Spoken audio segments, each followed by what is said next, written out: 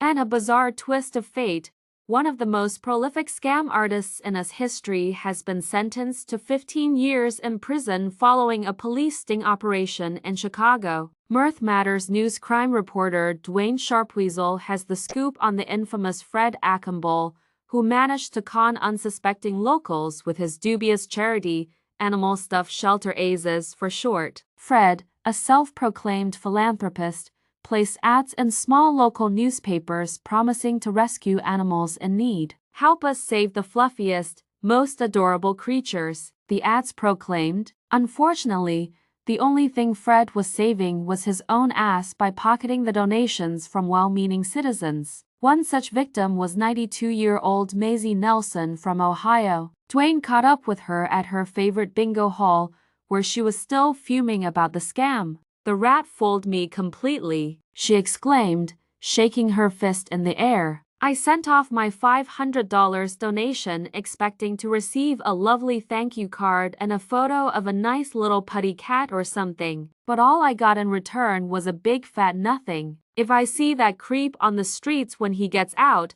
I will give him what for." Dwayne chuckled, trying to calm the fiery Maisie. "I understand your frustration, Maisie. It's hard to believe people can stoop so low."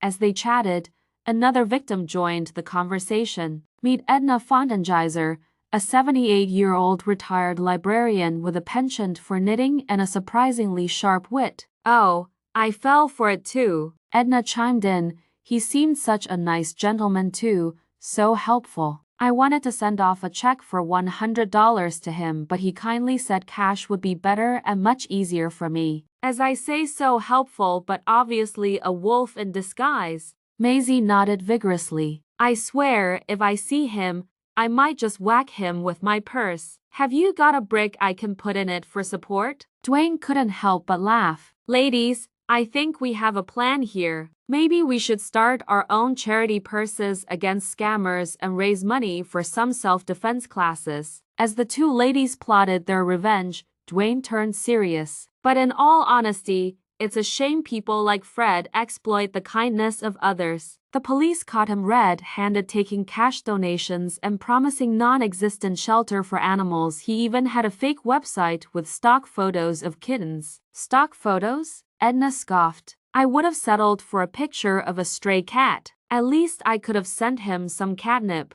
With their spirits lifted, Maisie and Edna decided to take matters into their own hands. "After he gets out, we'll confront him together," Maisie declared, her eyes gleaming with righteous indignation. "And then we'll throw a fundraiser for real animals in need. No more fake charities." Dwayne concluded the segment by urging viewers to be vigilant and skeptical of charitable ads that seem too good to be true. In the end, he quipped, "Remember that not all heroes wear capes, some wield knitting needles and purses filled with bricks." As the camera panned out, the two feisty ladies plotted their next move, determined to turn their misfortune into a force for good. With a new mission in mind, Maisie and Edna were ready to take on the world one scammer at a time. "Let's kick some ass," they shouted.